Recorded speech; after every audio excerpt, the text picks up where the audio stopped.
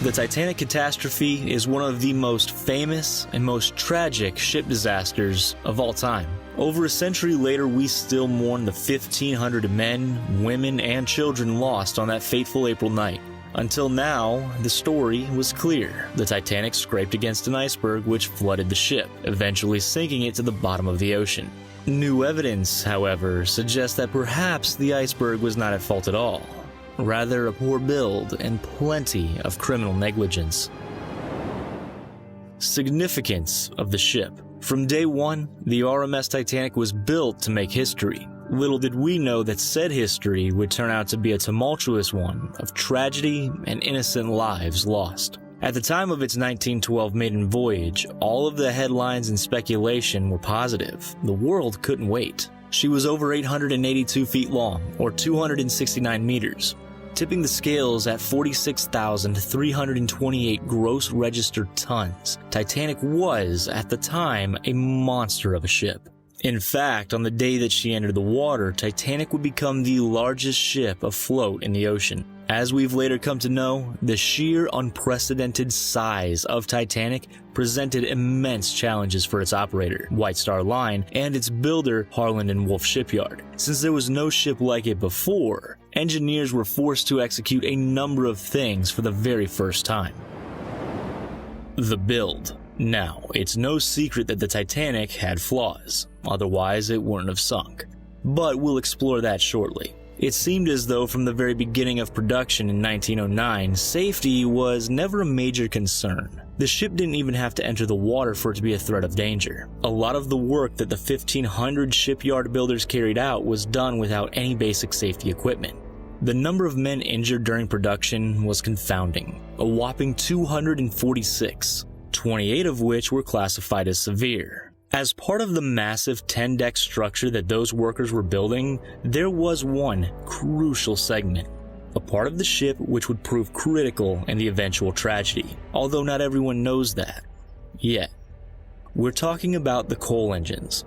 2 out of the 3 onboard engines were heated by steam produced from boilers. The boilers got their heat from 159 furnaces, each of which were powered by good old-fashioned burning coal. About 600 hand-shoveled tons of the stuff a day, to be precise. Well, what happened to all the ash, you might ask?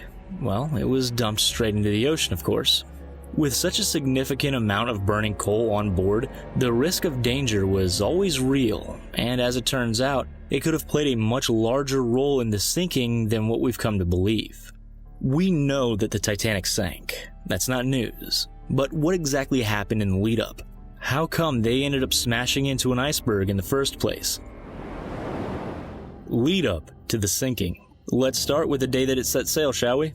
With some of the world's richest people on board the luxury liner, the Titanic left on its intended course from Southampton, England to New York City, USA on April 10, 1912. After a couple of quick stops in France and Ireland, it headed on the long, arduous journey across the Atlantic towards the Big Apple. With over 2,200 people on board, the first 3 days of the voyage had flown by without a worry in the world. Of those 2,200, 1,317 were passengers. En route across the Atlantic, the ship's captain, Edward John Smith, who respectfully went down with his ship, received a whopping 7 caution messages over the radio. Those messages, one of which came from the Atlantic Line's Mesaba ship, warned Smith and his crew about drifting ice that was causing trouble around the Grand Banks of Newfoundland.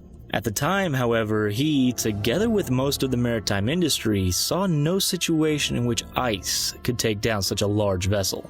Not too long before midnight, when the outside air temperature had fallen to near freezing and the ocean was completely still, lookout crewman Frederick Fleet spotted an iceberg in the ship's path. He rang the lookout bell 3 times and phoned the bridge. "What do you say?" "Iceberg! Straight ahead!" And despite the captain attempting to swing around the iceberg, it still scraped violently along the starboard side of the ship, that's the right side, for about 7 seconds. Immediate events after hitting the iceberg. No, this impact didn't rip a big hole in the side of the hull. Instead, it buckled the plates, popped out the rivets, and damaged a sequence of outer components. What that means, essentially, is that part of the single-layer hull became separated and allowed water to seep in. Perhaps the most infamous part of the sinking was the unique nature in which it happened, the full-on dramatic snap in half. How did this happen exactly? As the boat's deck dipped below the surface, more water was allowed to spill in through the open doors. This weighted the front of the ship, which pushed the rear into the air, exposing the propellers. Before the snap, there was still plenty of air trapped inside the Titanic's back half. This meant, like we saw in James Cameron's film, that it rose to a near vertical angle, with screaming passengers clinging on for dear life in fear of falling into the frigid waters below. And trust us, that water was mighty cold. If you or I would have fallen in that water, which was around 28 degrees Fahrenheit or -2 degrees Celsius, we could have succumbed to cardiac arrest within minutes. It's estimated that most of the people who perished in the water, those of who were able to stay afloat, only lasted between 15 and 30 minutes. But what about the lifeboats? How come so many lives had to be lost? It seems like negligence, right? Well, exactly. Even though there were close to 2,200 people on board the Titanic, there were only enough lifeboats for around 1,200 of them. And the reasoning all came down to money and image. And honestly, does that surprise you at all? The Titanic had 20 lifeboats on board, but it had actually been designed to accommodate up to 68 lifeboats. White Star Line demanded a wide upper deck with uninterrupted views of the sea, meaning that the extra lifeboats would have obstructed that view. Alas, it was a crucial and unforgivable mistake. Finding the wreckage. The remains of the ill-fated Titanic were left to sit on the seafloor for over 70 years. It wasn't until 1985 that the great vessel was found. At these coordinates, it had sunk to 12,400 feet beneath the surface, and had become partially disintegrated after such a lengthy period underwater. We're aware of the fact that the ship split into two parts after hitting the iceberg, but investigators didn't actually know this until they found the wreckage. Beforehand, many thought that it went down as a single, damaged piece.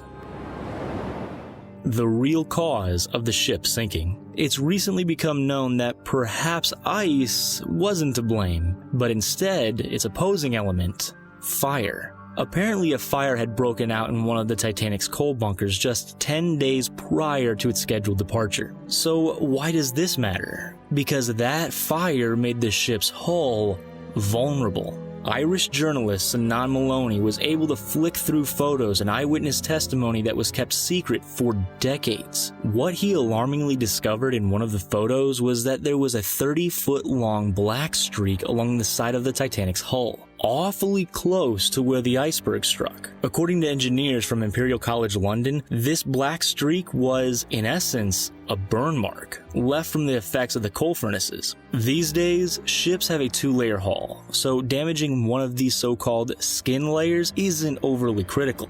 Back then, however, they only had a single-layer hull. And since the engines were located immediately next to the hull, Maloney suggests that the heat from the fires would have transferred directly to the skin, making it extremely weak to any contact.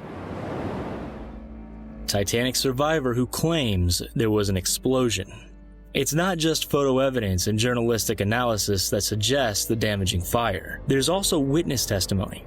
An American publicist named Vajnak Bayuret, who was 25 at the time he was on the ship, later provided his recollections in his memoirs.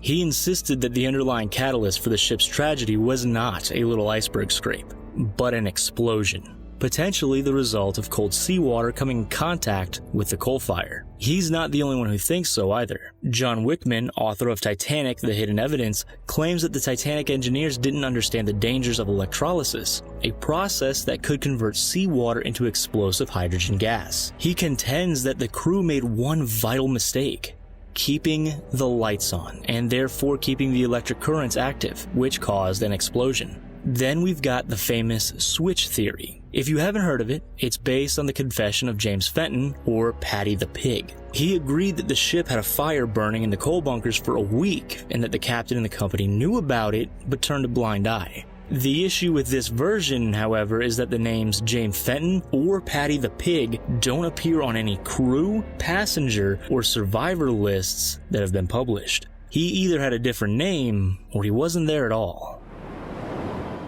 There are some pretty crazy things down in our oceans, including whales. Have you ever wondered what would happen if you got swallowed by one whole? Or if you're more into sharks, check this out.